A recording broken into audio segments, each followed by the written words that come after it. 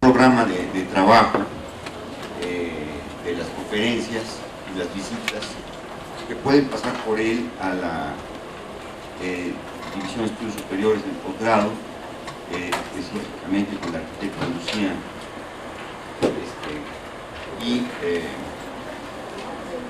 ahí se los pueden dar este programa.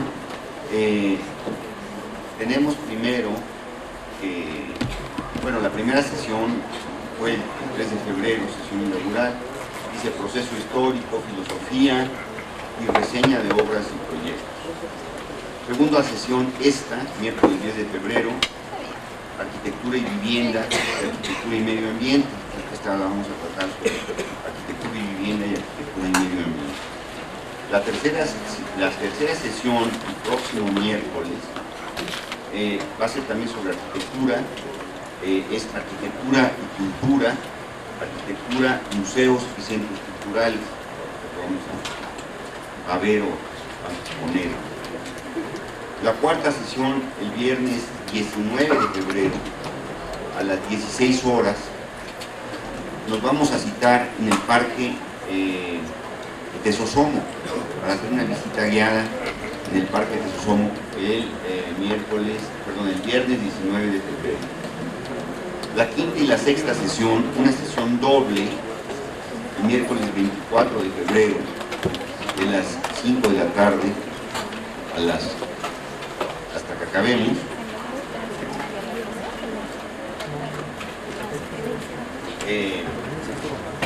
Planeación ambiental y diseño urbano. Los temas son ciudad y naturaleza, diseño urbano y otro tema que hemos denominado espacio abierto y edificio. La séptima sesión, probablemente esta sesión, la segunda parte de la sesión la llevemos a cabo allá abajo en el museo. Nos recomendó el arquitecto Felipe Leal que podemos tener un par de sesiones allá en el museo, en la exposición que se hizo a efecto de esta cátedra. La séptima sesión, miércoles 3 de marzo, 7 horas, paisaje urbano, plaza, jardín, paseo y peatonización. La octava sesión, viernes 5 de marzo, visita guiada al Centro Médico Nacional Siglo XXI, 4 de la tarde, vamos a ver allá, en el Centro Médico. La novena y la décima sesión doble, el miércoles 10 de marzo, a las 17 horas, parques urbanos, recreación, medio ambiente, cultura y ciudad. La onceava sesión y de clausura la vamos a tener el viernes 12 de marzo en el Parque Ecológico Xochimilco, 4 de la tarde. Es una convivencia, ¿verdad? El involucramiento que nosotros hemos tenido con la vivienda data de los años 70, cuando se inicia un periodo viviendista en nuestro país, ¿verdad? Como resultado de las leyes que se implantaron en el 70. Y primero, pues, con la creación de un diplomado que iniciamos aquí en la División de Estudios Superiores en el año 70, yo empiezo a hacer también vivienda para el Departamento del Distrito Federal y se realizan conjuntos muy interesantes, algunos de ellos en Azcapotzalco, otros en el medio centro histórico, etc. Después tengo la fortuna de participar en la creación del Infonavit. Me invitan a ser el jefe de proyectos urbanos del Infonavit en el 72, inclusive, bueno, antes de que se inaugurara el propio Infonavit. Y me tocó, en suerte, preparar todos los lineamientos, todas las políticas, ¿verdad?, sobre vivienda del Infonavit y estructurar también el sistema de producción de vivienda, ¿verdad? Pues debe abocarse a la vivienda, a la casa, porque son las tipologías, el tema más humano, más común y más cotidiano, pues, es por esencia la habitación del hombre. Ya Enrique del Moral lo decía, ¿no? El maestro del Moral decía que de todos los temas de la arquitectura, el tema más característico y más distintivo de una cultura y de un país y de una cultura en general, digamos, era la casa y la vivienda, porque ahí se mostraba claramente las condiciones, las condicionantes sociales y culturales, más específicamente dentro de todos los temas de la arquitectura. Y esto es totalmente cierto, sigue siendo cierto.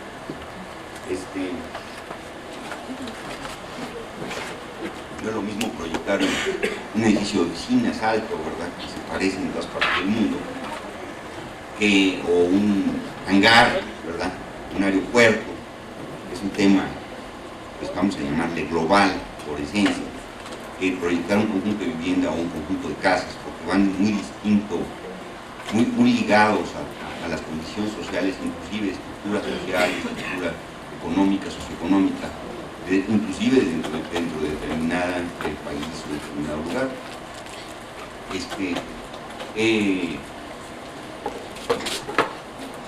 También lo que ha aprendido la vivienda es que básicamente son tres cosas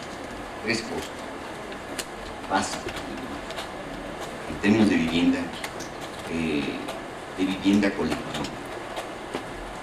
Primero, la resolución del elemento tipológico de la vivienda, es decir, llámese casa, triplex, duplex, edificio alto, mezcla, etcétera, etcétera. Es decir, en sí el elemento tipológico, la célula en sí, ¿verdad? Por otro lado, es el conjunto, es el diseño, ¿verdad? Y por último, es el sistema constructivo, es decir, son tres elementos muy fuertes que condicionan la vivienda, ¿verdad?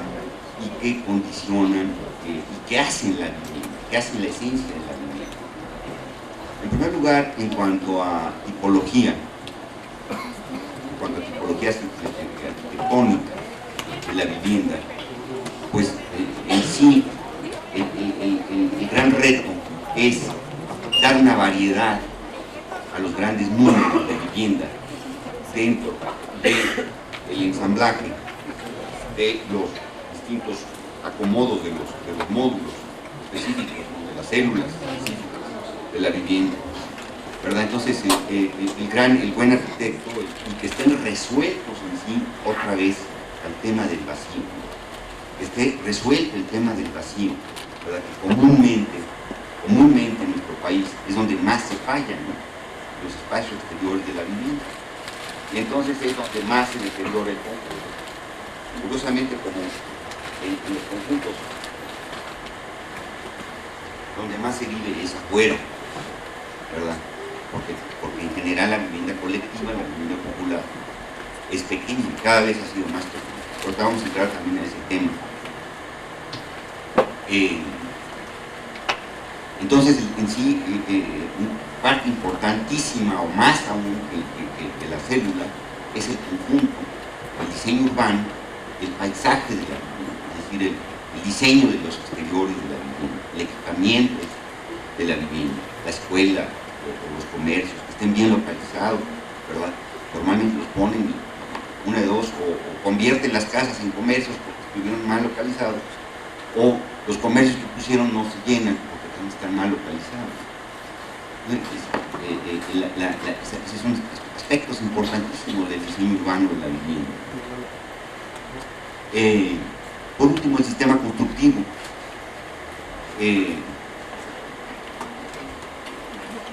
Si bien yo nunca he creído en estos sistemas totales de fabricación, ¿verdad?, que son muy de moda en los 60 y que fueron como se atacaron los grandes temas de la vivienda después de la Segunda Guerra Mundial, en Europa especialmente, ¿verdad?, a través de sistemas totales de prefabricación, pues estos resultaron como producto conjuntos pues verdaderamente muy malos, ¿no?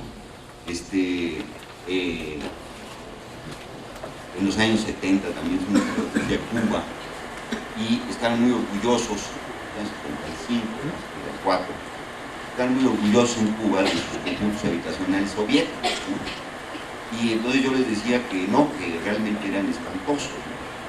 Y entonces me dijeron que era un burgués, que no entendía nada, que ideológicamente, que la producción, etcétera, etcétera. Eran unas torres como de 18 pisos, construidos con sistemas prefabricados soviéticos, y que el diseño urbano estaba condicionado por la grúa. Entonces el diseño urbano lo hacía la grúa, ¿no? Entonces la torre 1, la torre 2, entonces la ponían así, secuencialmente a cómo se iba moviendo la grúa, ¿no? Entonces era el diseño urbano del conjunto, ¿verdad?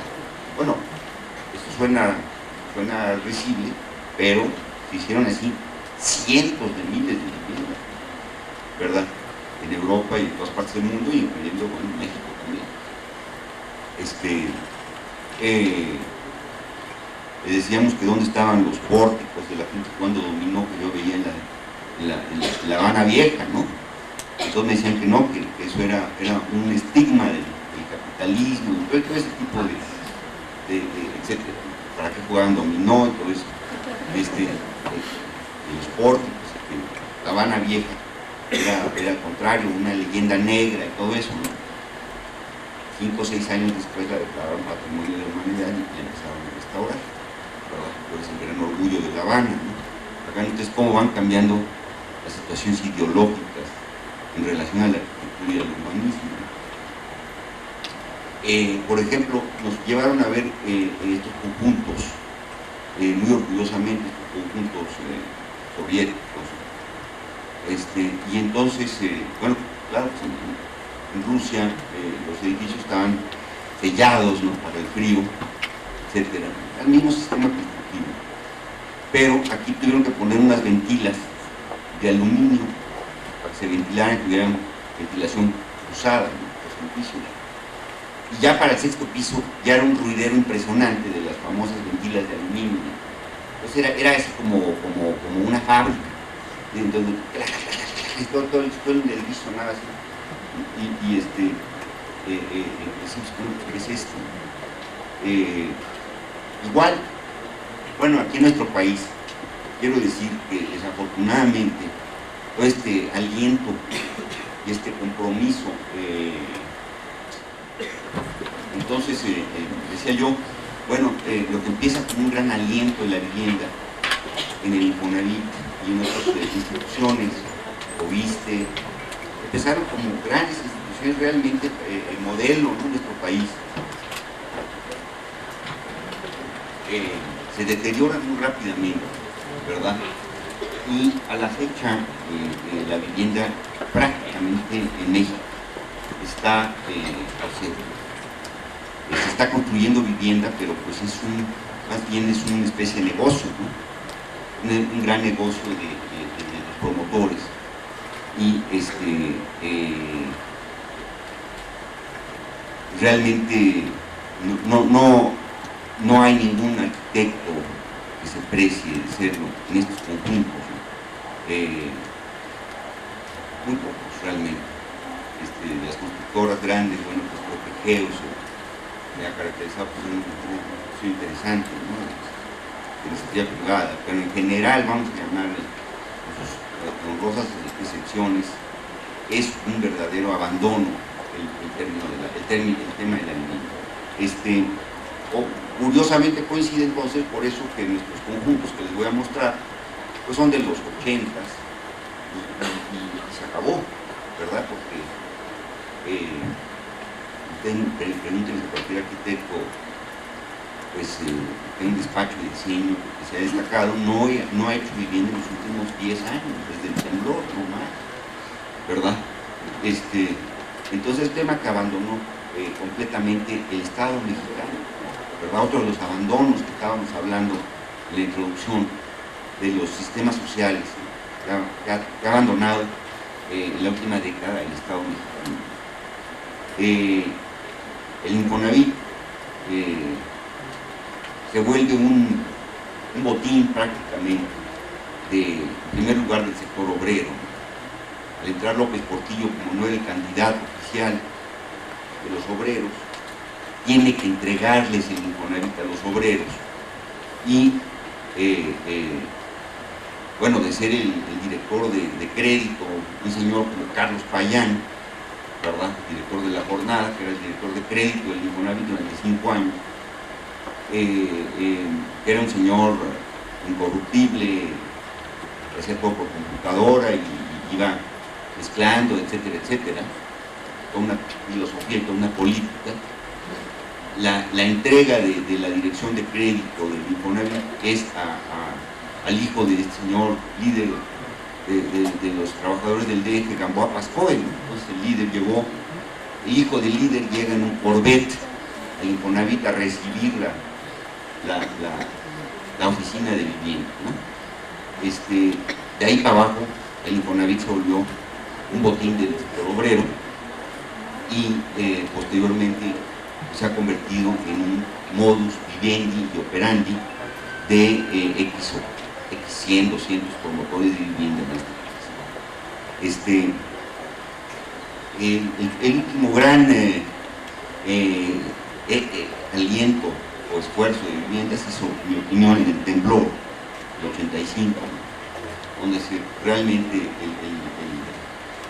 la saturación urbana por pequeños conjuntos, que ahorita voy también a eso, creo que fue excelente desde el punto de vista de cómo se puede conseguir una acción de vivienda en una ciudad, más bien que hacer grandes conjuntos habitacionales, realmente ir a saturar intersticios de pequeños conjuntos, ¿no? para manejar la trama urbana, ¿no? Para conservar la trama, para conservar toda la trama de la ciudad.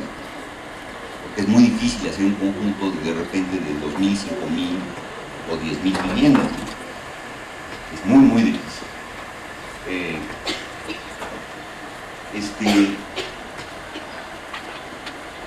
De toda esta experiencia de viviendas, bueno, yo creo que he sacado como conclusión varias cosas. En primer lugar, esta visión del diseño urbano, esta visión del paisaje. Realmente lo que hace la vivienda es el diseño urbano del paisaje, resolviendo una tipología y con un sistema constructivo determinado, no necesariamente el gran sistema prefabricado, sino que absorbe el sistema componentes prefabricados, elementos prefabricados, ¿verdad?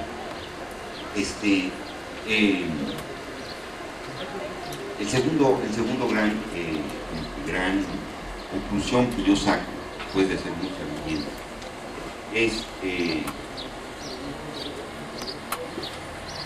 no creo en los grandes conjuntos habitacionales. Es muy difícil hacerlo, hay que construirlos, hay que hacer todo un proceso, todo un seguimiento social también del conjunto para que la gente se pueda aglutinar y hacer comunidad, ¿no? Y entonces creo más en la acción de lo que los americanos o los ingleses llaman el infill, que es la saturación pues urbana, por manzanas, por pequeños conjuntos, ¿no? Más bien que los grandes conjuntos habitacionales periféricos o exentos en la ciudad. El otro punto también que creo es en que no es necesario hacer grandes edificios de altura para obtener buenas densidades. Pues van a ver ahorita densidades de 150 habitantes por hectárea, con pura vivienda unifamiliar de 2 pisos, ¿verdad? Creo que es una densidad excelente para cualquier ciudad de México. Tampoco creo en la construcción interminable de casas unifamiliares. Tampoco creo en las grandes densidades como Tlatelolco, ¿no? La repetición de un solo edificio también ad infinitum, basado en un sistema pues de urbanismo, como decía un maestro mío, de regla T. En ese tiempo no había máquinas computadoras, ¿no? El urbanismo de regla T pues era así, ¿no? Entonces se pueden lograr excelentes densidades puntuales, ¿verdad? Con prototipos de vivienda unifamiliar de 2 pisos y siempre abocándose al espacio exterior. Y por último, van ustedes a ver que estos conjuntos, ya mostré anteriormente, Quinta Eugenia, que fue nuestro primer conjunto realmente después del Infonavit, con densidades muchísimo más altas, densidades de 1000 habitantes por hectárea, por ejemplo, 200 viviendas por hectárea. Vamos a ver algunas de las diapositivas de estas para entrar en materia. Bueno, miren ustedes, este conjunto es un conjunto hecho en los años 80. A ver si pueden poner la otra, simultáneos. ¿Perdón? No importa. Ponemos, a ver, un poquito más afuera, a la izquierda, vamos a correr, o no puede, no tiene zoom no tiene zoom, ahora con el otro ya se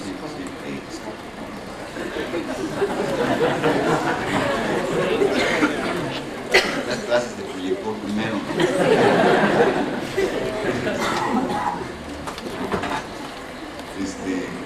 bueno, llevo que vayan 2 clases y siempre las pongo al revés, que no creen ustedes que, aunque le ven mi introducción al proyector número 1,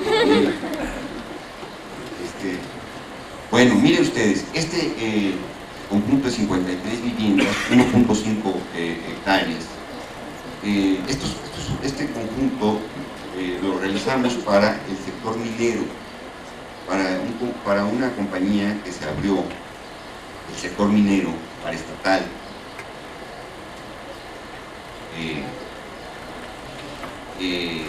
vivienda se llamaba Carbonífera de Río Escondido, un proyecto muy importante del sector minero para darle luz, energía eléctrica al norte del país, y nosotros fuimos escogidos, seleccionados para hacer conjuntos de vivienda para estos mineros. Este conjunto específicamente era para clase media, es decir, para todos los empleados de tipo medio, de tipo secretarial, de tipo administrativo, de tipo técnico, ¿verdad? De esta minera carbonífera que se estaba construyendo en Piedras Negras. Lo interesante de aquí fue que nos invitaron desde localizar el terreno, los terrenos, ¿verdad? Entonces localizamos dentro de la estructura urbana de Piedras Negras, ¿verdad? Y las calles responden a estructuras tradicionales, manzanas tradicionales de Piedras Negras.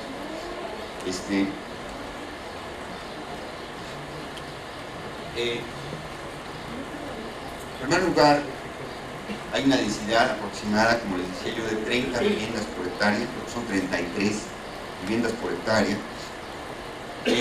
cosa que da una densidad para mí ideal entre lo que es vivir en una ciudad como Piedras Negras o partes de la Ciudad de México. Vean ustedes, son tipologías de 2 pisos, ¿verdad? Ahorita vamos a entrar al diseño, a la explicación de estas tecnologías, ¿no? Pero la filosofía que manejamos aquí es que en este pequeño conjunto de 1.5 hectáreas se iban a construir 53 viviendas. Por un lado tuviera, por ejemplo, desde un comercio, ¿verdad? Tuviera un centro social, es decir, un clubcito social, con su pequeña alberca, sus vestidores, una canchita, ¿verdad?, de usos múltiples, diversos juegos de niños que se planteaban aquí. La segunda premisa que nos establecimos, que a través del tiempo yo fui entendiendo, es que la gente necesita meter una posición muy importante, que es el coche, ¿verdad? ¿No? Todos estos conjuntos de dejar el coche lejos y caminar, muy pocos funcionan. Entonces aquí la teoría era entrar con el coche a una serie de rinconadas, ¿verdad? Y meter el coche dentro de la vivienda. Punto muy importante en esta condición, digamos, de clase media total, media baja, etc. Otro punto importante, el tener una casa perfectamente definida, aunque con medianeras separadas, ¿no? Con muros separados. Otro punto importante era que dentro de este sistema de penetración del agua,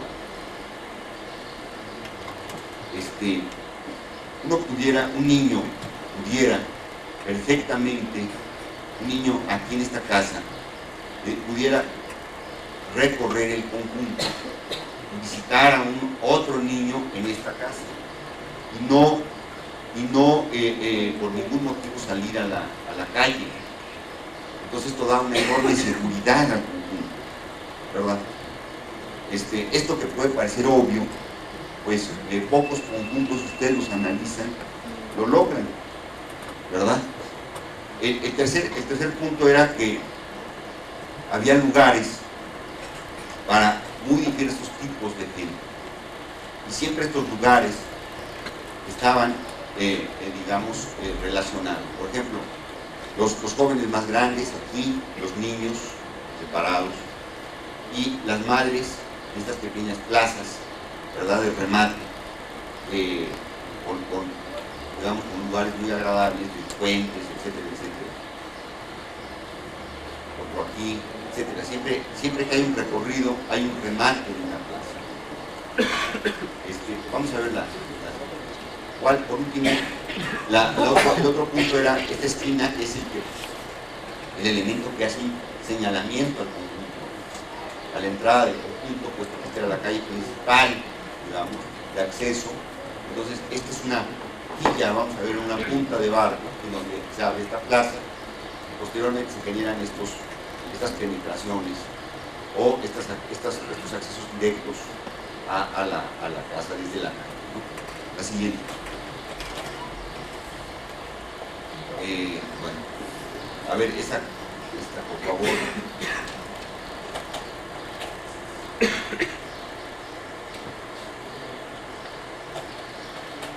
Eso. A ver si eso.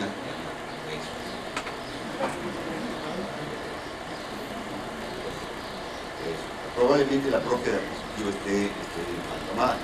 Miren ustedes, aquí está, por favor. Simultáneos para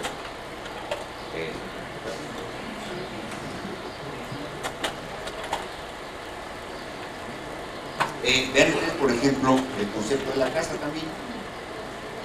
La casa es una casa de 7 metros de frente por 7, prácticamente 49 metros cuadrados, con 2 pisos y con 3 recámaras, siempre dando la posibilidad a que se pudiera convertir en una recámara de estudio, siempre conjuntar la sala y el comedor para crear espacios más grandes y, como decíamos, el coche, el patio de servicio, las instalaciones, y siempre dejar también otro jardín posterior privativo que se comunica a la zona común. Este es lo que pues gente como Christopher Alexander, como Kermayer, Alexander Kermayer, en su libro Comunidades y Privacidades, hablan de esto. Esto no surge, por supuesto, de mí, esto surge de teorías que desarrollan en los años 60, los 70, gentes como Christopher Alexander, como Alexander Kermayer, como David Lynch, muchas otras de estas personas que entran a un urbanismo más humanista, digamos, más ambientalista, más sociologista. Entonces, siempre el espacio público, el semipúblico, el espacio arquitectónico, el espacio semiprivado, ¿verdad? Y el espacio semipúblico. Hay una transición, digamos, de los espacios. Ahorita los van a ver, es decir, cómo se integran estos espacios ya en el conjunto. Por otro lado, siempre, bueno, dentro de la tipología, el manejar siempre lo que ya se sabe, los muros húmedos, las cocinas que ligan con los baños, ¿verdad? Manejar siempre claros muy simples, con un sistema de constructivo que se hizo de viguete y bovedilla a base de ladrillo, que es el que mejor nos convino desde el punto de vista térmico en Piedras Negras, porque Piedras Negras llega a tener hasta 42 grados y también llega a menos 0, ¿no? Es un clima seco, extremoso, muy importante, muy extremoso en nuestro país. Se da mucho calor y se da mucho frío. Otra cosa que, bueno, la siguiente, por favor. Entonces, este es el concepto básico de la casa. Vean ustedes las maquetas. Vean ustedes la casa. Siempre también se manejaron estas chimeneas como un elemento tipológico que encontramos en Piedras Negras, en las viviendas más viejas. Siempre la chimenea parecía exenta o añadida, ¿no?, a la casa.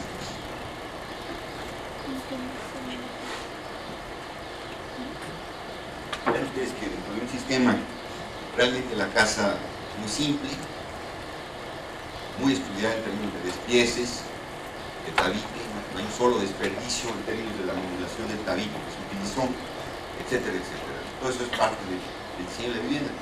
Y la comunicación allá a la parte pública, la semiprivada, la casa, la relación de poder observar también desde arriba, ¿verdad? Y la integración del espacio interior con el exterior. Tener privacidad, que no lo estén viendo a uno, ¿no?, en estos conjuntos, ¿verdad? La siguiente. Dentro de este mismo cliente hicimos este otro conjunto también muy similar, como una segunda etapa. Entonces aquí lo interesante fue que aprendimos mucho. Ven ustedes aquí, por ejemplo, este conjunto que es básicamente similar al otro, lo que se maneja es una serie de pérgolas que nos pidieron porque el sol es inclemente, ¿no?, en Piedras Negras. Entonces los espacios exteriores de estas plazas se cubren totalmente, ¿verdad? Y se maneja mucho mayor densidad de forestación y de jardinería, ¿verdad?, al sistema anterior, pero básicamente lo mismo, ¿no?, con su alberca. Ya no se puso vestidor, no se puso una zona así muy más sofisticada, digamos, sino una zona alberca más simple, ¿verdad?, sin alberquita, pero con su tejabán simplemente. Ya no hay vestidores, no hay club social, ¿verdad?, pero también se maneja muy claramente la zona de juegos de niños y los remates de las plazas cubiertas. La siguiente. Que aparecen algunas partes de la maqueta. La siguiente.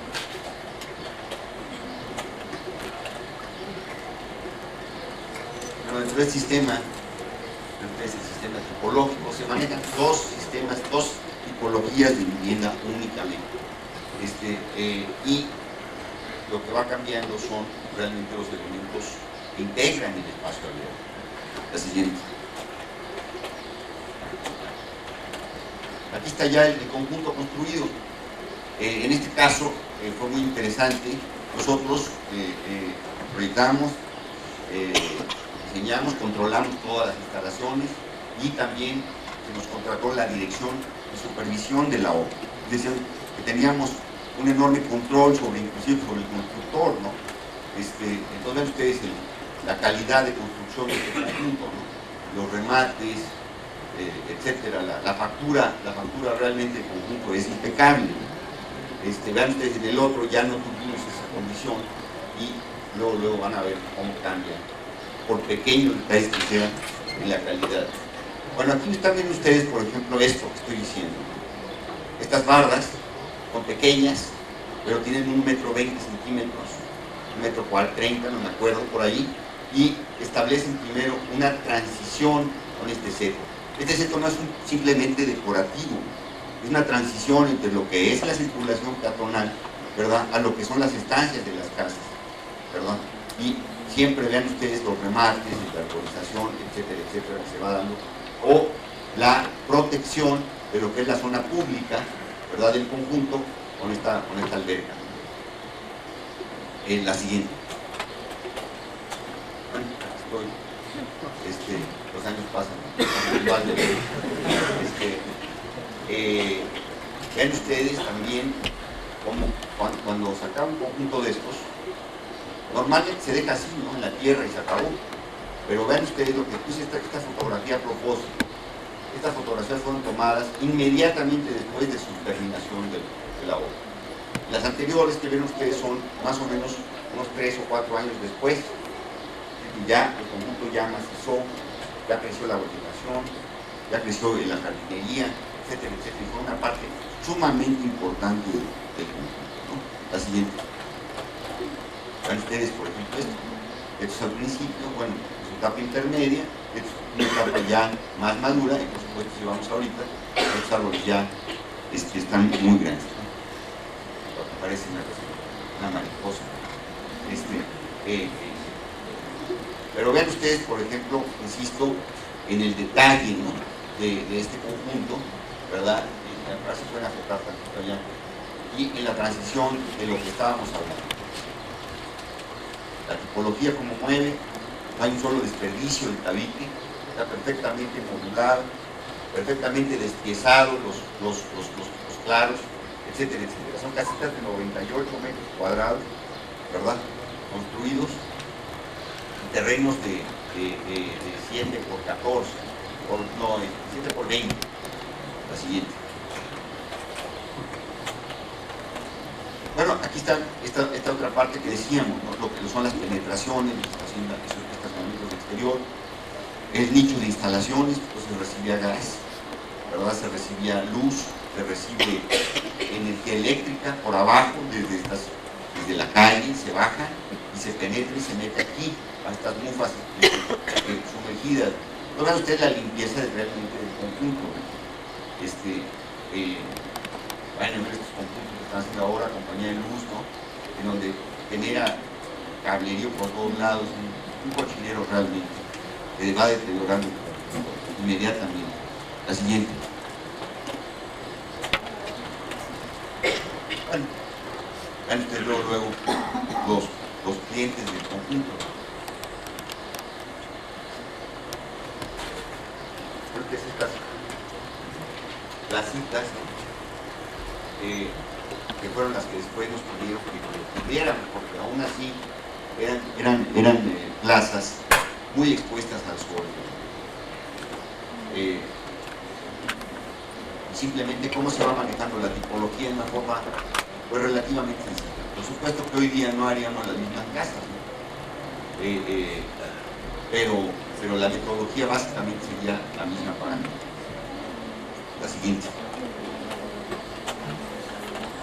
Los espacios exteriores, estos conjuntos siempre se manejaban con una pequeña alberca, ¿verdad?, para los habitantes, y vean ustedes también, se maneja con una gran calidad todo el espacio exterior, pero siempre se maneja con privacidad, siempre se privatiza el espacio, este espacio público, es decir, se cubre, se da protección, ¿no? La siguiente. A ver, una enfocada acá, por favor. Bueno, pues se maneja desde el mobiliario urbano, vean ustedes todo esto, ¿verdad? Y estas son las pérgolas que pusieron, son pérgolas muy simples, francamente no duraron mucho tiempo, pérgolas. No sé si todavía estén ahí estas pérgolas, si salieron repuestos, porque son, digamos, el bambú guajareque, pues es de poca duración. Hay que construir cosas más sólidas, más durables en estos conjuntos. La siguiente. De ese conjunto, a ver otra, ahora esto. De ese conjunto, a ver si pueden enfocar esto. También desarrollamos un conjunto mucho más pequeño, de 9 casas, en La Paz, Baja California. La Paz, Baja California. Y en La Paz, lo interesante fue que empezamos a meternos en toda la cuestión del bioclimatismo, ¿no? Entender realmente los sistemas pasivos de adecuación climática en toda la arquitectura, pero con especial a la vivienda, ¿no? En este conjunto, con un pequeño hotel y 9 casas, ¿verdad? En una cabecera de manzana, empezamos a estudiar muy detalladamente realmente lo que era el clima de La Paz. Y entonces encontramos, bueno, ven ustedes los niveles de humedad, los asoleamientos, y encontramos que La Paz es seco, pero con cierta humedad, producto del mar, ¿verdad? Llega hasta el 75% en esta parte, de julio y agosto, y prácticamente no llueve. Vientos de donde venían, si vienen del mar, entonces estaban frescos, si vienen del desierto, pues vientos calientes, ¿no? Entonces aquí empezamos a estudiar realmente lo que son los climas de nuestro país. El sistema de Köppen, realmente es un sistema muy elemental. Entonces nos fuimos a este sistema de Enriqueta García de Miranda, que sacó un sistema de climas de México, ¿verdad? Como los climas secos, extremosos, que son estos, los climas de montaña, la Sierra de Chihuahua, la otra sierra, ¿verdad? Las partes de Toluca, todo esto, Michoacán, los climas templados y los climas cálidos de las costas de México. Básicamente son los climas. Si ven ustedes, pues los que dominan en el país son los climas secos, ¿verdad? Nuestro país, tenemos que entender eso, nos tiene que grabar, pero muy profundamente, porque siempre con el, digamos, centralismo que existe en esta cuestión de la Ciudad de México, ¿no? El Distrito Federal, se nos olvida esto. Nuestro país básicamente es de trópico seco y de trópico húmedo.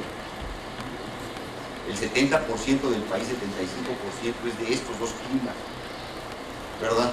De desierto o de humedad, o de calor con humedad. Entonces realmente necesitamos hacernos unos expertos en eso, ¿verdad? Y vean ustedes como la menor parte es de climas templados. Una parte importante del país, pero la menor parte, ¿verdad? Bueno, pues entonces aquí empezamos a estudiar muy importantemente toda esta cuestión de bioclima pasivo en la vivienda. La siguiente.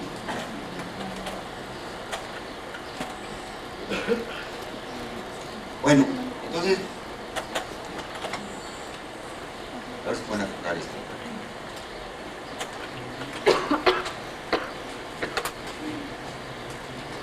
Eso.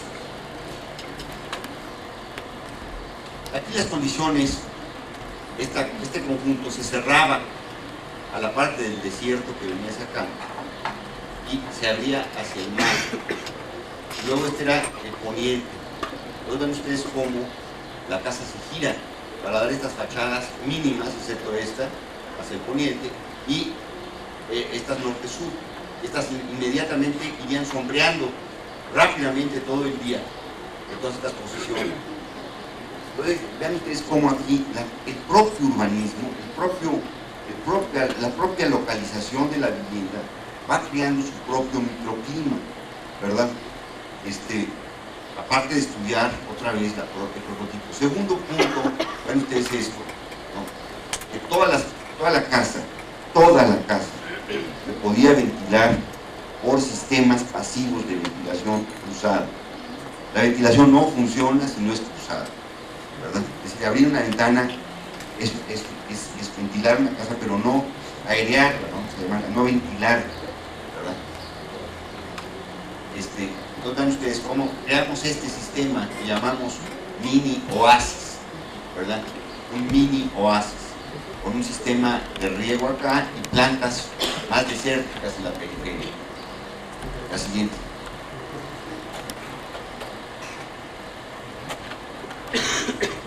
Bueno, aquí, otra vez. A ver, esta por favor. La giramos. Entonces vean ustedes, por ejemplo, la planta baja. Vean ustedes esta planta, cómo se penetra siempre a través de un jardín, ¿verdad? A través de un patio que está incrustado en la siguiente vivienda. Es decir, que el módulo es totalmente rectangular, el módulo constructivo de la casa. Pero el módulo del terreno es un módulo, vamos a llamarle en L, ¿verdad? En este sentido. De tal forma que siempre se añade esta parte para penetrarle aquí a la casa y poder generar también, a ver si podemos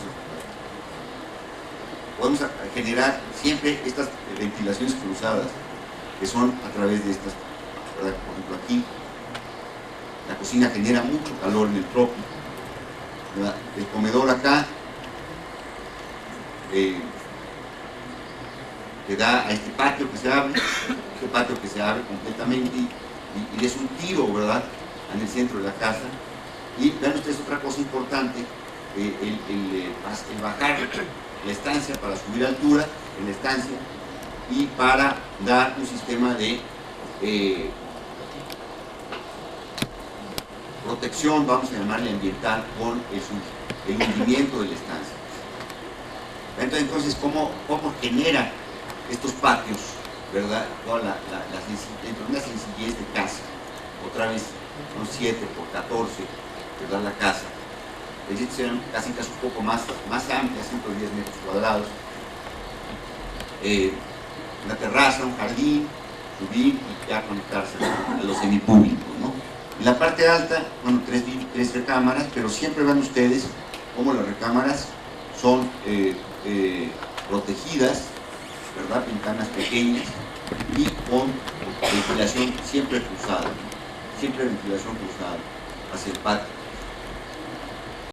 Bueno, vean ustedes, aquí está la entrada, esta es la casa siguiente, este es el patio de entrada, que trae esta transición de la calle hacia la entrada, ¿verdad? Y la protección, porque son muros poniente, ¿verdad? De los muros, y siempre el proteger los coches, los autos, proteger los patios, ¿no?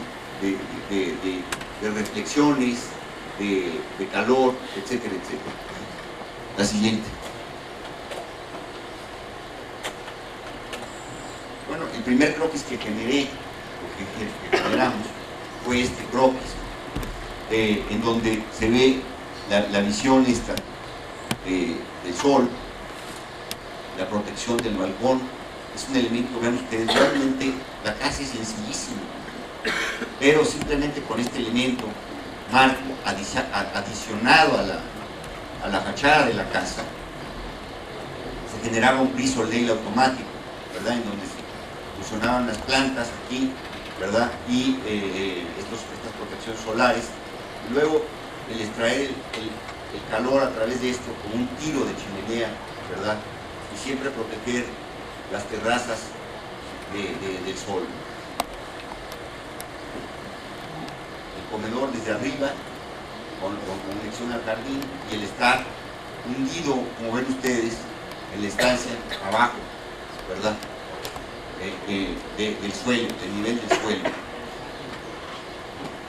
Si ven ustedes otra vez el conjunto, la exposición de la casa con otra es sumamente pequeña al sol, y siempre se va dando, por la misma forma y disposición de la casa, se va dando el sombreado de una casa con otra. La siguiente. Aquí está, por ejemplo. Vean ustedes, aquí tenemos desde la estancia, se abre la estancia, o se puede cerrar la estancia y abrir estos elementos, que son los elementos que meten el aire, que meten la ventilación y la cruzan, digamos, a través del espacio al patio privativo. Aquí está otra, vean ustedes, y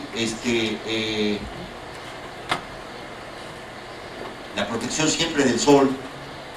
En ningún momento el sol penetra a la casa, ¿verdad?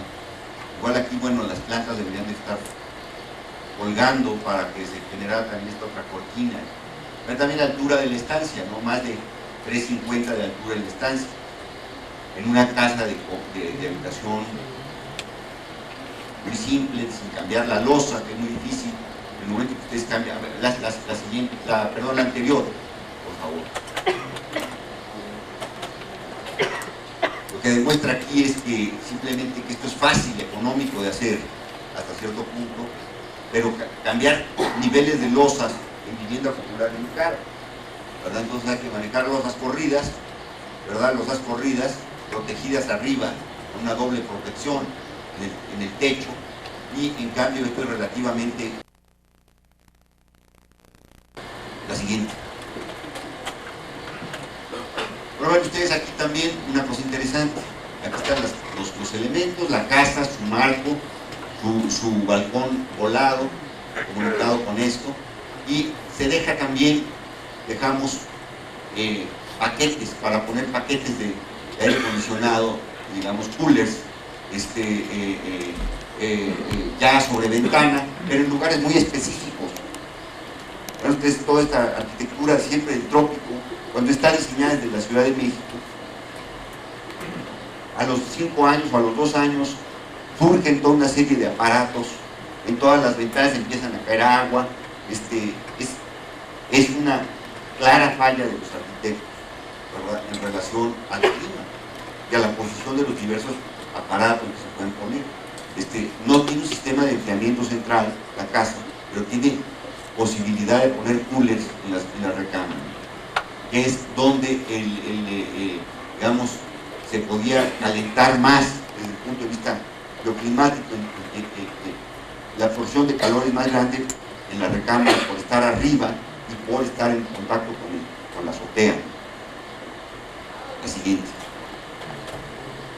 Aquí ven ustedes otra vez los sistemas de...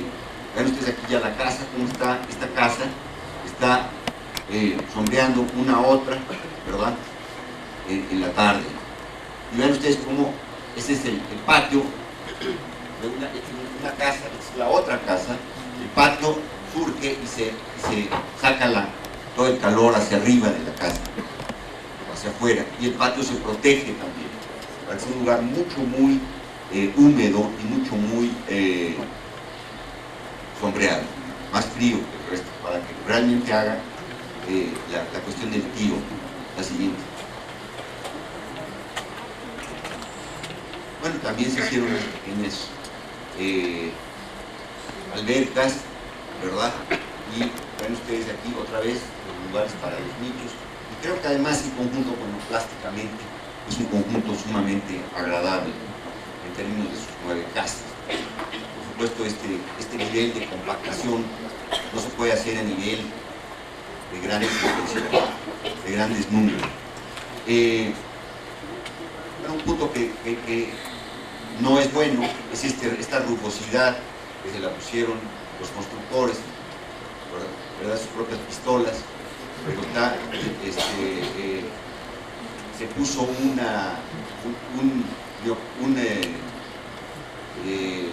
aislamiento adicional, y después se cubrió con este de cemento, digamos, rugoso. Otra cuestión, Bueno, la jardinería que tampoco se supervisó con gran detalle, francamente bastante pobre y deficiente. No tuvimos en este caso el control sobre el detalle del proyecto, digamos, la construcción. Por ser en La Paz era muy difícil acceder allí, por ser 9 casas, era muy difícil tener una persona de tiempo completo. La siguiente. Ven ustedes, por ejemplo, estas fachadas poniente, cómo se tratan ciegas, y se tratan con ventanas sumamente protegidas o bueno, pergolados, ¿verdad?, que sombrean las mismas casas. Este proyecto para mí es un proyecto muy interesante porque, bueno, de aquí aprendimos muchísimo en todo lo que es esta cuestión bioclimática pasiva. Creo que es un tema central en nuestra arquitectura de nuestro país, puesto que el consumo de energía es fenomenal, especialmente en el norte del país, los climas secos. La gente paga muchos meses más por luz que por renta en un mes, en Tijuana, perdón, en Mexicali, en Ciudad Juárez, ¿no?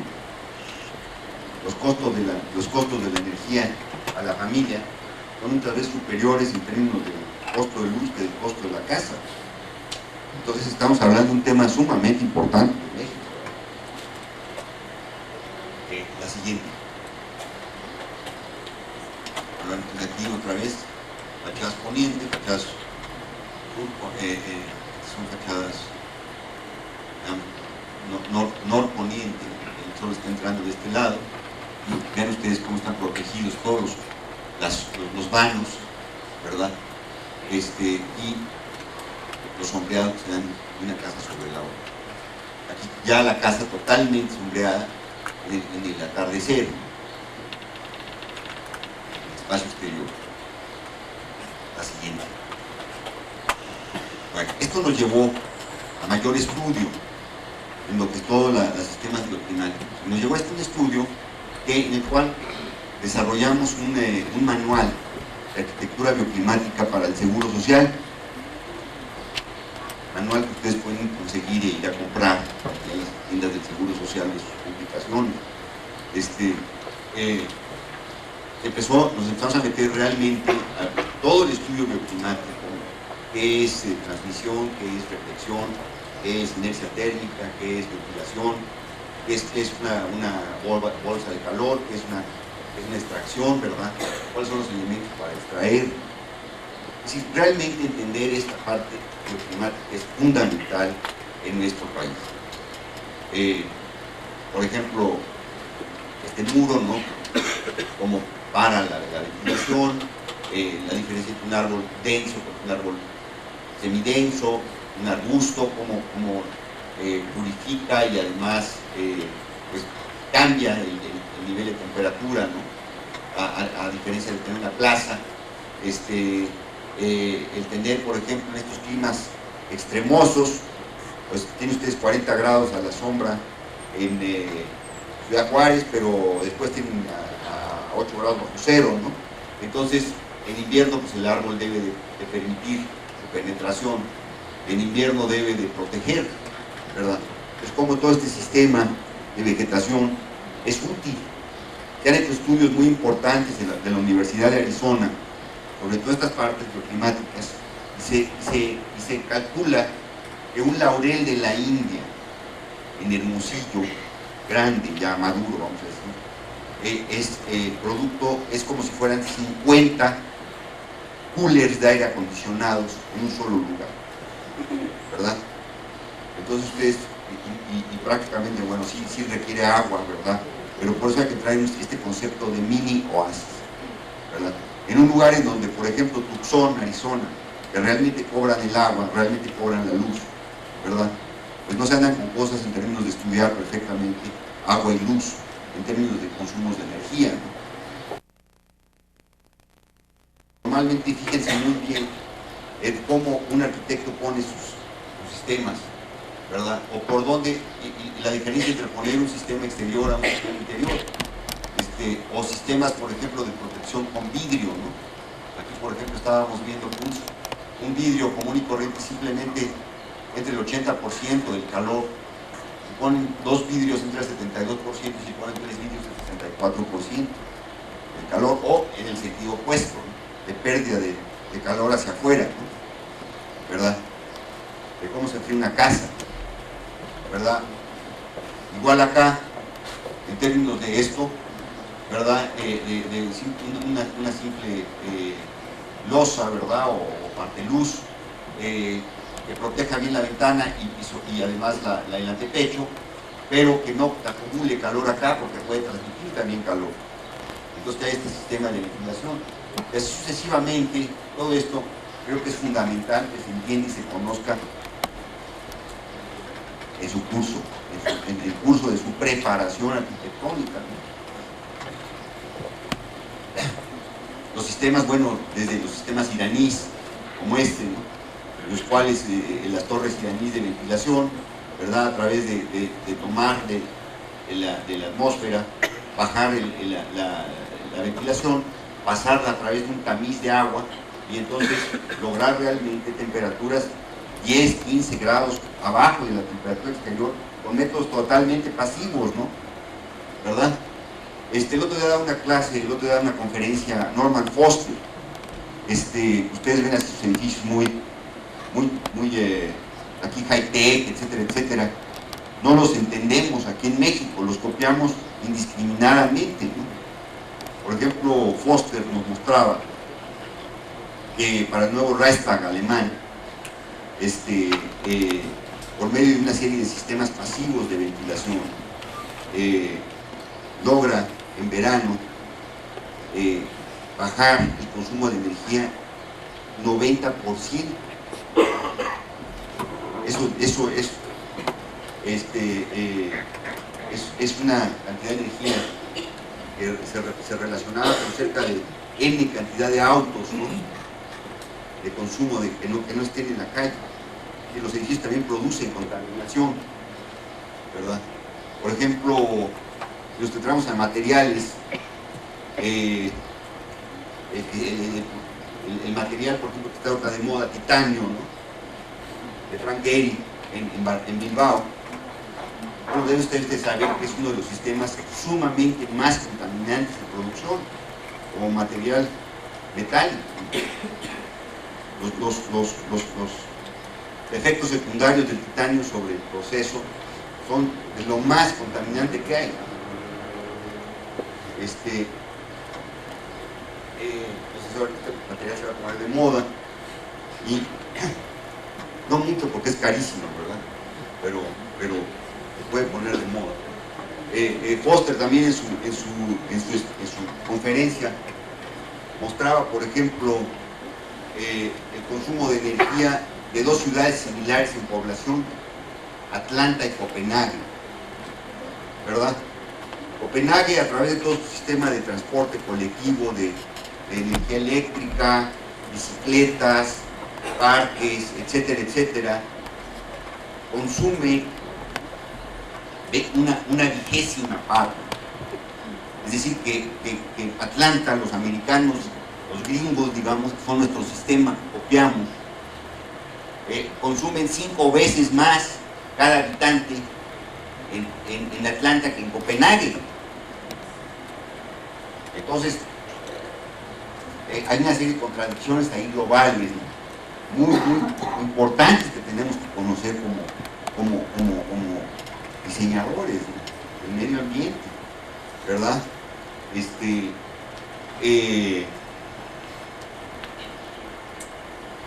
La siguiente, por favor. Bueno, aquí había, ven ustedes otra vez, sistemas de protección, sistemas de reflexión, lo que produce de reflexión una plaza versus un cubrepiso, un pasto, ¿verdad?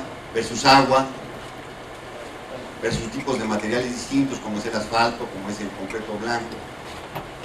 Protección de vientos cálidos o vientos fríos, ¿verdad? A través de taludes, ¿verdad? Todo el sistema del paisaje, el sistema del medio ambiente está íntimamente relacionado y es funcional con respecto al sistema de diseño de la arquitectura.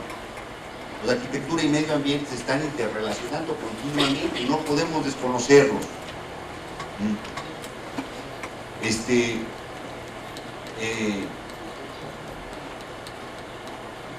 La siguiente lista de en ese sentido, por ejemplo, tienen ustedes, por ejemplo, bueno, toda esta retórica norteamericana, ¿no? de salven las selvas húmedas, etcétera, etcétera, y por otro lado, bueno, pues es el país que más consume energía por habitante del mundo, ¿no? Pero están arriba 3 veces más que cualquier europeo, y están arriba aproximadamente 20 veces más que un país americano, latinoamericano, y están arriba aproximadamente 40 veces más que un hindú o un chino. Es decir, que por cada gringo, ¿verdad?, 40 chinos generan el mismo consumo de energía en el mundo y la misma contaminación, ¿verdad? Pues todo esto es una retórica, pues, realmente que hay que entender dónde están las cosas, ¿no? Bueno, este es otro caso de vivienda urbana que abordamos en el año 75. Entonces, bueno, es un proyecto ya muy viejo. Es un proyecto interesante, en primer lugar porque fue un primer proyecto que resume, en términos de vivienda urbana de alta densidad, muchas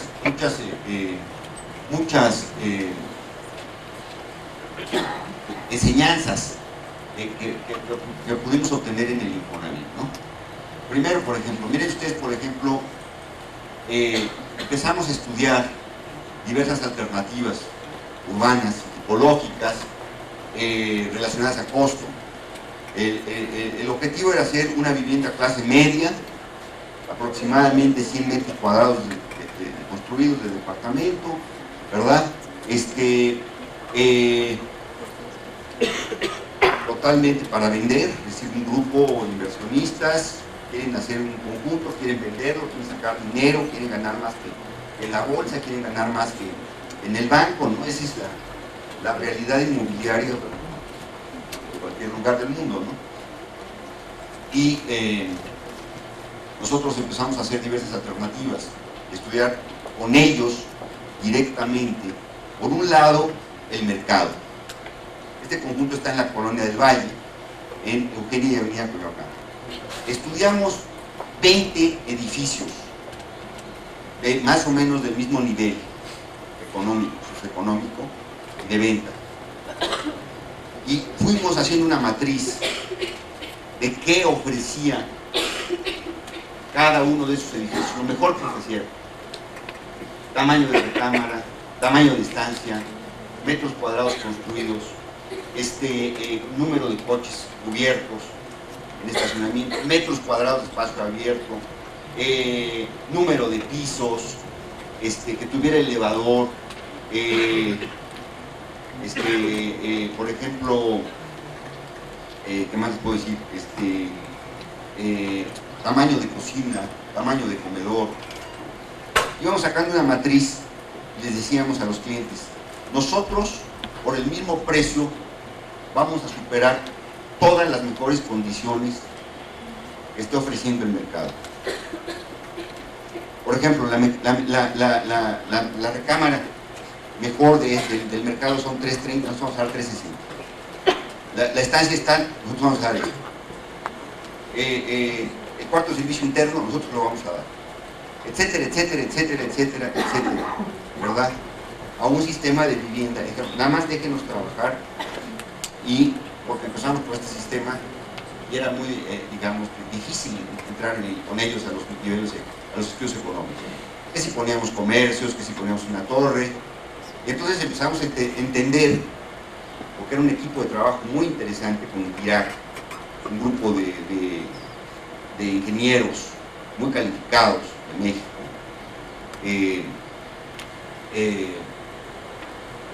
que teníamos que llegar a un sistema constructivo y no pasar los 6 pisos de construcción para poder ser competitivo y dar más en el mismo precio. Que teníamos que por otro lado dar una plaza, que teníamos que dar estacionamiento cubierto, ¿verdad? Que los edificios tenían que llegar al piso para ser más económicos con su cimentación, ¿verdad? Toda una serie de consideraciones. Entonces empezamos a estudiar, siempre la plaza abajo era, por ejemplo, en este caso no, ¿verdad? En donde estas columnas bajan hasta abajo, igual este edificio y el estacionamiento, todo eso. También estudiamos, por ejemplo, valores. El departamento de la planta baja es el que menos vale en el mercado inmobiliario, ese tipo de departamentos. Nosotros dijimos, vamos a hacerlo al revés, es el que más valga, porque va a estar con un jardín privativo, ¿verdad? Y también vamos a dar bajo el mismo sistema open house. Lo queríamos hacer 2 pisos, pero finalmente eso ya no se pudo, ¿verdad?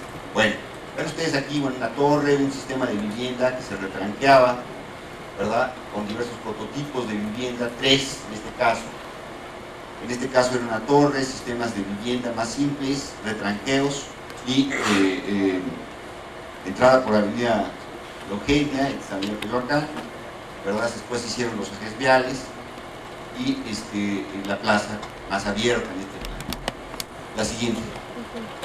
A lo que llegamos fue a esto. Un sistema a base de edificios corridos, ¿verdad? Que se desplantan sobre el piso, ¿verdad? Sobre el piso, con una plaza cubierta, ¿verdad? Y con un sistema en el cual las estancias ven siempre hacia la plaza y los servicios curiosamente dan hacia atrás. Nos decían que cómo era posible que diéramos los servicios hacia Avenida Coyoacán, cómo los íbamos a resolver. Nos vamos a ver, ya a nivel de fachada se puede resolver, pero el lugar más callado es este, el más agradable. Las madres quieren ver hacia abajo, quieren ver a los niños, ¿verdad? Y por otro lado entendimos cosas muy importantes. Por ejemplo, las escaleras públicas en los edificios de condominiales o de conjuntos siempre deben ser abiertas, deben dar el lugar donde se da mayor número de asaltos, violaciones, etcétera, etcétera, son en escaleras oscuras, ¿verdad? Entonces la escalera está abierta, hay una perspectiva completamente siempre de la plaza. Otra cosa importante, que no fueran corredores, que siempre fueran dos departamentos por piso. Pero entonces se repiten las escaleras, 2 departamentos por piso. Siempre hay un vecino aquí y un vecino acá. Entonces conozco perfectamente a mi vecino, me puedo odiar con él o lo puedo amar, pero es uno, ¿no? Son los 14 esclientes que me están pasando encima. Vean ustedes otra cosa, gran flexibilidad en la planta. Dentro de un departamento de 110 metros cuadrados construidos, con su baño, digamos, abierto, la cocina, el patio de servicio, un cuarto de servicio aquí integrado y todos los servicios acá, con su baño de servicio y su elevador. La siguiente, vamos a bueno, este era el corte, la sección Avenida Coyoacán. Igual queríamos separar Avenida Coyoacán del ruido, ¿verdad? Y ven ustedes, son planta baja, 1, 2, 3, 4, 5 y 6 pisos, es decir, 7 niveles con un sistema de carga, de muros de carga, que tuvimos que estudiar muy detalladamente con los ingenieros, porque no hay comúnmente 7 pisos con sistemas de carga, no hay columnas, nada más hay refuerzos, digamos. Nada más aquí la fachada, para darle más estructuración, se generó una columna que es esta, ¿verdad?, que va hacia la fachada, porque ahí abrimos ventanas de toda la fachada. Ven ustedes esta otra cosa que es importante, lo que nosotros queríamos relacionar, el coche que no se viera desde arriba, ¿verdad? Y tampoco desde el piso de la planta baja, que no se viera el automóvil y el estacionamiento. Y que también tuvieran cierta privacidad los habitantes de la planta baja, sobre la plaza. La plaza estaría medio nivel arriba, no un nivel, medio nivel. ¿Por qué no un nivel? Porque un nivel desde la calle ya enajena la relación calle-plaza. ¿verdad? Es muy difícil manejar la relación calle-plaza de un nivel completo. Es mejor manejarla a medio nivel. Entonces manejamos medio nivel para abajo, el estacionamiento, y vean ustedes, todos estos edificios caen directamente sobre sus cimentaciones. La siguiente. Bueno, aquí está la parte de Avenida Coyoacán. Todavía pueden ustedes ir a ver este edificio, ahí está, en la Avenida Coyoacán de Eugenia. Yo viví aquí en este departamento 15 años. Entonces me tocó vivir, sufrir, gozar, ¿verdad? Vecinos, juntas de vecinos, sistema condominial, quién iba, quién no iba a las juntas, cuánto nos tocaba, los problemas del niño que aventaba la pelota, que quería poner una, de repente una cancha de fútbol aquí, etcétera. Todo vivir, todo realmente vivir un conjunto de esto es muy, muy importante para un arquitecto, y además un arquitecto que ha proyectado el propio conjunto. Aquí pasamos el 85, bueno, y no les quiero decir, por ejemplo, lo que hubiera pasado si esto se hubiera destruido. Por el contrario, afortunadamente no era mi responsabilidad, por supuesto. Afortunadamente tuvimos unos ingenieros extraordinarios, pero también tuvimos un equipo muy interesante con David Serur, que era el promotor y el ingeniero, y por otro lado con gente como Matías Geritz, que participó en la plaza, y Sebastián también participó en unos juegos de niños.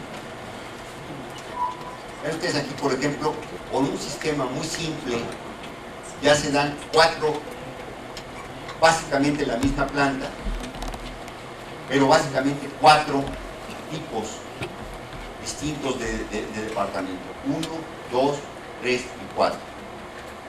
Simplemente esta planta de arriba se vuela, el otro tiene un balcón, el otro es así común, y este tiene jardín. Entonces con un sistema ya de un sistema muy simple, le pueden dar variaciones. Ven ustedes, de repente estos tenían balcón, esto tenía balcón, este tenía ventanas por allá, etcétera, etcétera. Que son los servicios y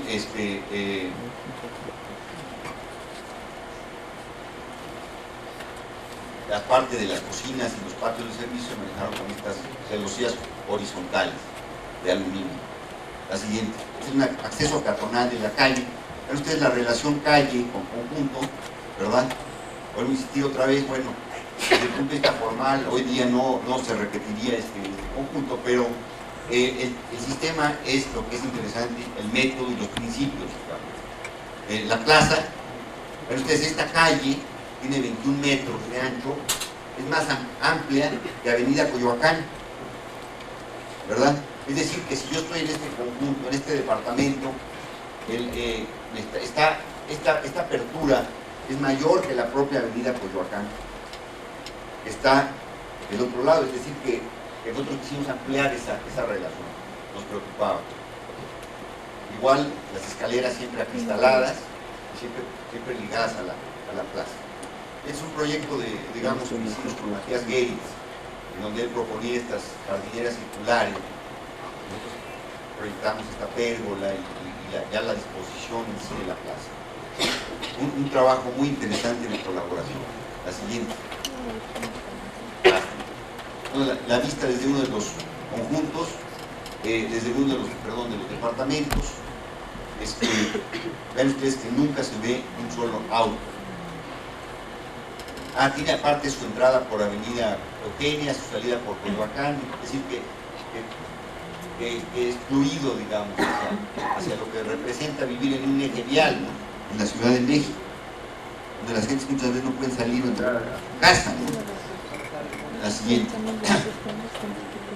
Es uno de los departamentos, el departamento que era mi casa, uno de estos departamentos, tiene gran flexibilidad. La siguiente.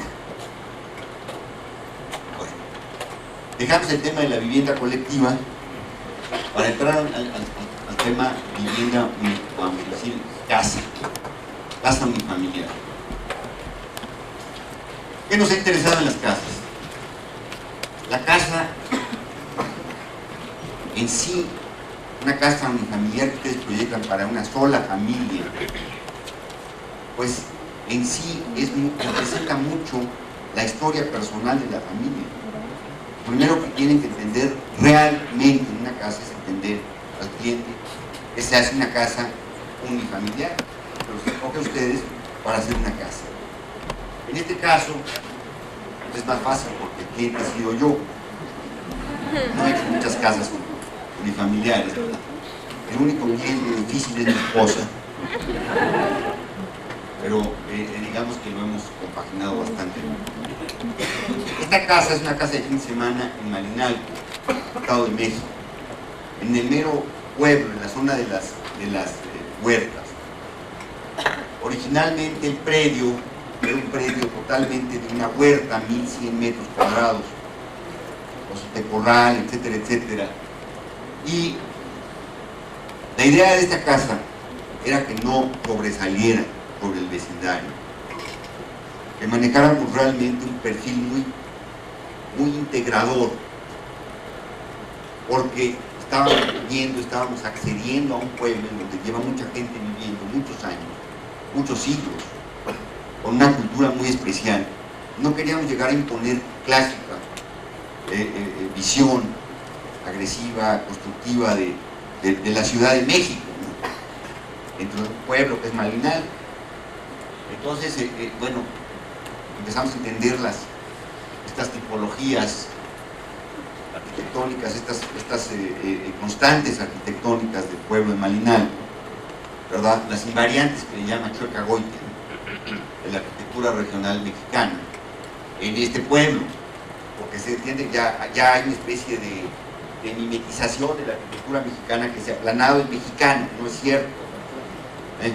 Entonces hay tipologías de piedras negras, constantes o invariantes de piedras negras del norte, de Monterrey, de Sonora, de Chihuahua, de Jalisco, ¿verdad? De la Ciudad de México, del Estado de México, Michoacán, de todos lados. Aquí entendimos las de aquí. Y nuestra idea fue integrar esta casa, siempre en un perfil bajo, penetrarla como una casa de campo, digamos, de pueblo, ¿verdad? Y dar una relación muy especial, muy especial, de casa con jardín. Es decir, la siguiente. En esta casa, realmente a mí lo que me interesaba es que fuera tanto o más importante el jardín que la casa, ¿verdad? Para mí era más importante diseñar el exterior y tener realmente la exuberancia de la selva baja subtropical de México que la propia casa como un espacio arquitectónico deslumbrante, vamos a llamarle en términos espaciales. Me interesaba más las interrelaciones interior-exterior, de las relaciones espaciales en sí de la casa, aunque también me interesaba, por supuesto. Ven ustedes entonces esta casa, se entra por aquí, esta es la foto del garage, pasamos directamente a la huerta, esta es una huerta vieja, conservada, y se maneja directamente la cocina en la entrada, abierta, como son las casas de pueblo, el comedor abierto hacia un patio y la estancia también abierta. Entonces, esta es la entrada, el comedor, la estancia, ¿verdad? Y la relación. Después un corredor, remate del corredor con 2 baños, y realmente muy sencilla la casa, muy austera, vamos a llamarle la palabra, en términos de casa, de recámaras de 4x4 y ninguna tiene baño privado. Ven ustedes, una casa realmente muy austera. Cada recámara tiene su propio patio a su vez. Ven ustedes, cada patio es distinto, ¿verdad? Y después hay otros patios. Es una casa de patios. Por último acá, originalmente hay unas caballerizas y después ya se quedaron los caballos. Ahí se quedó lugares distintos. Para mí lo que me interesaba era encontrar, y aquí sí estudiamos muy importantemente los antecedentes, los precedentes Casas como la de Enrique del Moral, casas como la de Luis Barragán, la primera casa de Luis Barragán. En términos de ofertar en la casa distintos ambientes para comer, para estar en la noche, para estar en el día, simplemente para ver, para perderse, para leer un libro, es decir, o la misma azotea de la casa, que funciona como una terraza. Es una casa realmente muy pequeña, son 175 metros cuadrados construidos, pero en un terreno de 1000 metros cuadrados. Pero es una casa que ofrece 1000 de posibilidades en términos de sus distintos microambientes de uso. Es lo que debe de ofertar una casa particular, digamos. La siguiente. Este es el acceso. Y la casa gira alrededor de este gran patio. Y la estancia está abierta. Aquí, por ejemplo, yo lo que quería era realmente entender y estar en contacto con la naturaleza. Entonces yo dije, tiene que haber en el patio todos los elementos de la naturaleza. Todo el cosmos tiene que estar en el patio. Tiene que haber agua, tierra, fuego, plantas y animales y vegetales. Digamos. Tiene que haber todos los elementos de la naturaleza concentrados miméticamente en un solo espacio. Entonces, por ejemplo, yo les puedo decir, porque he vivido en esta casa ya más de 15 años, casi 20 años, que realmente he pasado momentos muy, muy impresionantes de contacto con la naturaleza. Por ejemplo, cuando llueve, aquí se hace una cascada, de repente caen rayos, y se vuelve uno muy curioso cómo se le olvida a uno el rayo.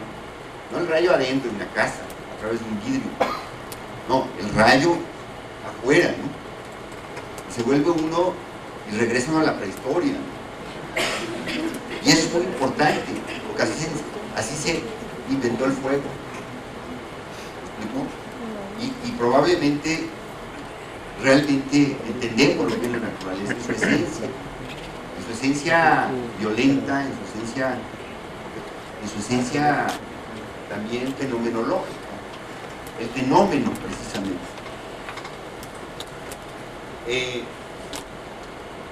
En la noche, por ejemplo, pues simplemente se prende la chimenea, es fresco y seguimos estando al aire libre. Y bueno, si hace mucho frío, mira, te vas a tu recámara y se acabó, ¿verdad? Se acabó el tiempo. La siguiente. Bueno, este es el acceso desde la calle, ven ustedes, la estancia comedor, el comedor.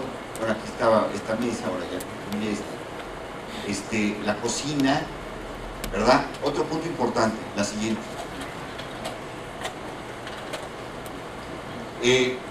La casa también representa valores ecológicos. Por ejemplo, toda el agua de la casa cae en esta fuente que ustedes ven. Es fuente, pero es impluvium, capta agua de lluvia. Capta agua de lluvia y la manda a través de la casa, por abajo, a la huerta. Entonces riega la huerta. Y cuando sobra agua de la huerta, la lleva y la reinstala y la mete en el subsuelo. En un pozo de absorción, ¿verdad? Estoy integrando el agua, no hay un desperdicio de agua. Hay un ciclo del agua que se está cumpliendo en la casa. También aún así, en cada baño y la cocina tiene sus filtros y se utiliza para regar las plantas. No hay un solo metro cuadrado de pasto en esta casa. Es decir, que se esté regando todo el tiempo, que se esté manteniendo. Ustedes, toda la jardinería es naturalista, ¿no? Muy concentrada en espacios muy específicos, para regarlos una vez por semana y se acabó. Este es el corredor, las recámaras están en fila a nivel de convento y cada recámara tiene su patio. Una casa realmente muy sencilla, no hay que hablar tanto de ella, sino más bien apreciarla. La siguiente. La parte de atrás de la huerta, entonces todavía se maneja más aún el sistema natural de la huerta. Todos los árboles se conservaron. Y tengo más de 120 especies distintas de plantas, tengo una colección de orquídeas de diversas partes de México. En fin, es un lugar muy interesante de experimentación y de entrar en contacto con la naturaleza cada 8, cada 15 días. La siguiente. Toda casa representa una historia personal. Eso lo tienen que entender cada cliente que tiene ustedes. Su casa representa su historia personal. Este es desde arriba, el patio, desde la azotea. Y ven ustedes, por ejemplo, este patio, bueno, es una laja puesta sobre lodo. Entonces el patio en sí absorbe agua, ¿verdad? Está absorbiendo agua. El único lugar con cemento es este. De aquí es donde se pasa el agua por abajo. La siguiente.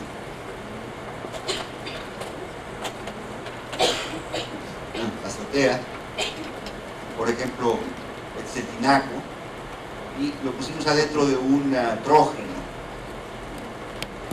otro elemento más regionalista de las variantes de la arquitectura rural mexicana de esta zona del país. La siguiente. Bueno, aquí ya no coincide. Pásale esta para atrás, esta. Eso. Ven ustedes los patios de cada recámara. Los patios son muy pequeños, 4x4, pero cada recámara tiene su propio patio. Puedes salir a solear, puedes salir a leer un libro, etcétera, etcétera. La siguiente. Bueno, aquí están las dos azoteas. Ven ustedes, la azotea realmente como que flota sobre los árboles, ¿verdad? Y curiosamente no se ve de afuera, de la calle. No hay esta imposición, por eso mismo, sobre el sistema productivo, el sistema rural, sobre la textura del poblado. La siguiente. Otra casa, esta es mi casa de México, de aquí de la Ciudad de México. También representa valores.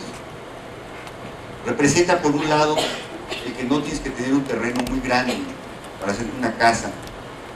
Esta casa tiene 170 metros cuadrados de terreno, es decir, que tiene 750 de frente y tiene 20 metros de fondo. Es una casa que aparentemente es de 2 pisos, pero en realidad es de 4. Abajo hay un piso, hay una terraza y hay otro piso acá. Y bueno, para mí representó una oportunidad de manejar la ductilidad del espacio, la comunicación otra vez entre espacio interior y exterior, ¿verdad? Esta gran ventana tiene 3,70 de alto, se corre toda y se comunica, ¿verdad?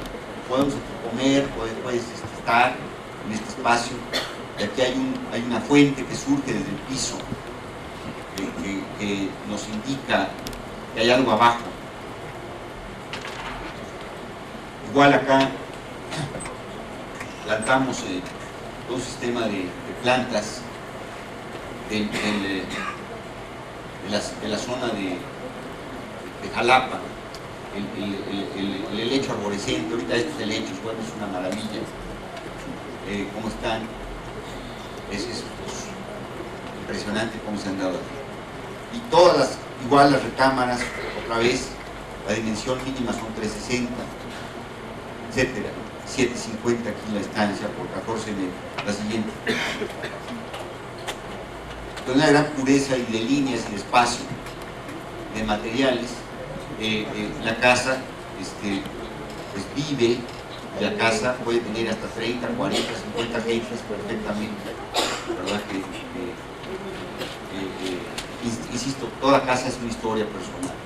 Están los libros que te gustan, dónde los pones, los libros, cómo recibes gente, etcétera, etcétera. Cómo abres tu casa o cómo la cierras. La siguiente.